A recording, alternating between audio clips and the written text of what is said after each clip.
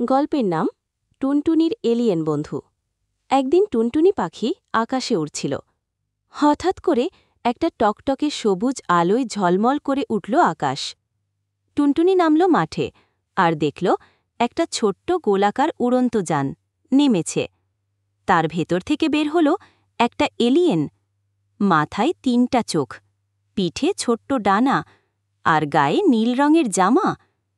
টুনটুনি ভয়ে একটু কাঁপলেও এলিয়েন মিষ্টি গলায় বলল, হ্যালো, আমি প্লুপি, ভিন গ্রহ থেকে এসেছি, বন্ধুত্ব করতে চাই।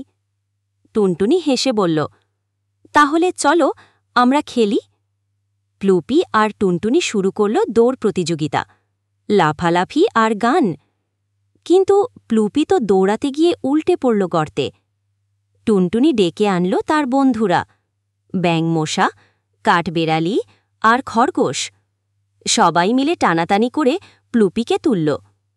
প্লুপি হাসতে হাসতে বলল, তোমরা সত্যিই সেরা বন্ধু। পরদিন সকালে সে আবার তার গ্রহে ফিরে গেল, কিন্তু রেখে গেল একটা ছোট্ট উপহার, একটা চকচকে তারা, যাতে টুনটুনি তাকে মনে রাখে। শিক্ষা: বন্ধুত্ব ভাষা চেনে না, মনই যথেষ্ট।